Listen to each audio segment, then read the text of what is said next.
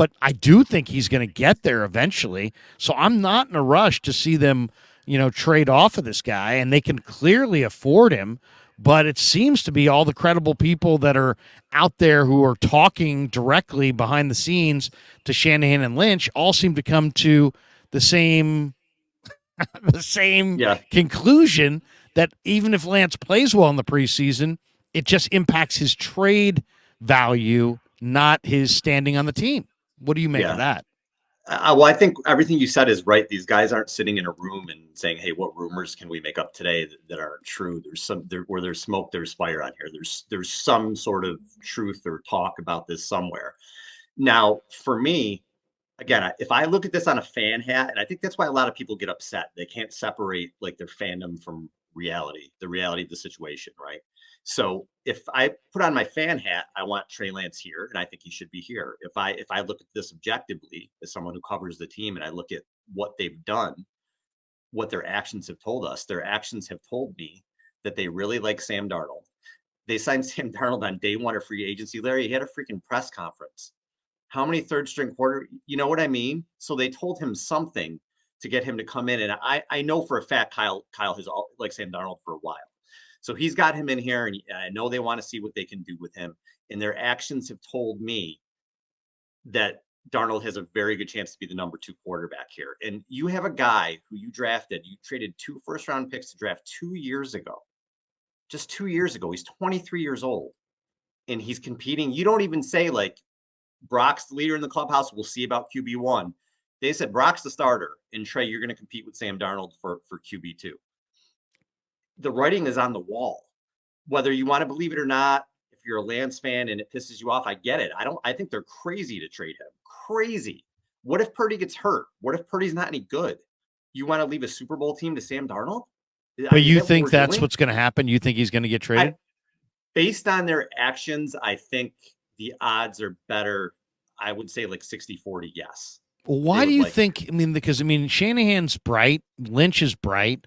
They've said nice things about Trey publicly. Take that with worth a grain of salt, because they're going to say public nice things about all their players. But at the end of the day, the only reason I could see for them entertaining a trade at all would be a cap situation, right? It can't.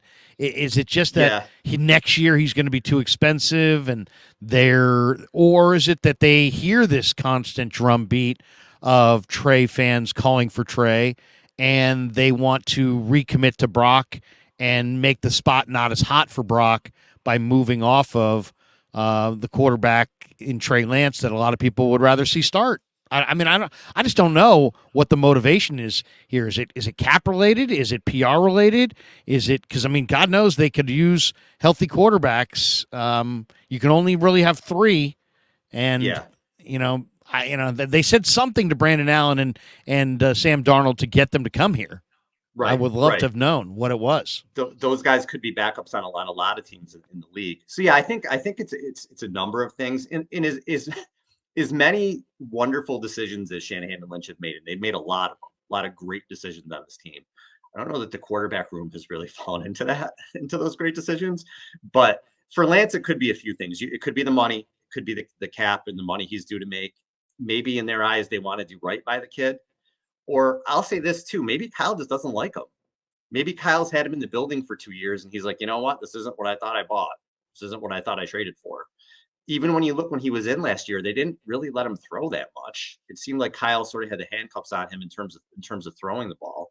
Um, so I don't know. It could just be a situation where Kyle's like, you know what? Like this is the QB room I want. And Kyle seems like he can be kind of fickle on his quarterbacks. Again, I think it's ridiculous. I think it's absolutely ridiculous. I think you have to see through what you have in the kid, but they don't. Again, just their actions to me, Larry, seem like when you just look at it again objectively. Pretend this is the Titans or the Texans.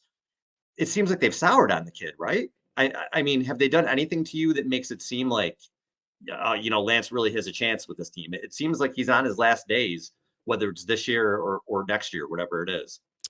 Well, it's an interesting situation. I definitely think that Brock Purdy deserves to start based on what he did last year, but but you also went through a bunch of quarterbacks last year, Mm-hmm. and And I think Brock Purdy's a good quarterback, but it is still a small sample size. And let's see what he looks like in year two, and let's see what he looks like when the league adjusts to him a little bit. Um, Hmm. I still think he was a better quarterback. To me, he's a better quarterback than Jimmy Garoppolo for sure, based on the way he operates the short game, the play action game, the Yeah, bootleg game, I agree um, with that. his late in the down playmaking ability, his escape ability, his accuracy, his all inness on football, as opposed to Jimmy can't be found in the offseason. I think Brock Hmm. is clearly an upgrade from Jimmy. But I also see Trey's traits and I go, wow, this guy can really, really throw the heck out of the football. The Um, upside is unbelievable. yeah, he's a hardworking kid. He's an intelligent kid. He's gotten better from last year to this year with basically no repetitions. Hmm. So that's all on his own, right? I mean, Hmm. and learning the offense, working with Jeff Christensen.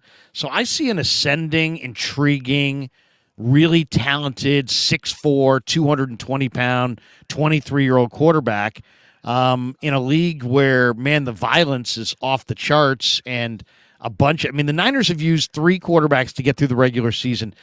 Outside of 2019, the last 6 years, they've needed three quarterbacks to get through the regular season. And Hmm. now, but it does sound like if you listen to Mike Florio's, what do you think of Florio's comments the other day to to Eisen, where he's like, the Niners made a huge mistake. And 49er fans, maybe they don't watch it as close as we watch it, which was really arrogant since he's not even watching it. He's not even Right. at camp. But he seems to be like, it's official, stamp it official. They made a mistake by drafting Trey Lance. They made up for it by finding Brock Purdy, but their only decision that's left to be made as far as Florio is concerned is for the Niners to move off of Trey Lance and deal him. And the trades that I've seen are just horrible trades. Yeah. Fourth round picks, fifth round picks, moving up in round two, and maybe getting a third round pick. I mean, come on. I mean, you're still talking about. I mean, look at Tampa. They've got Baker Mayfield and Kyle Trask. I mean, you Right. look at the Raiders. I mean, Jimmy Garoppolo, Aiden O'Connell, and Brian Hoyer.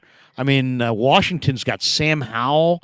I mean, Yeah, it's there's like, some bad QB rooms. right. I mean, can't you tell me none of these teams would rather have Trey Lance, who's 6'4", 230, and athletic and smart? I mean, I don't know. I mean, maybe I just like this guy a whole lot more than the NFL powers that be like him.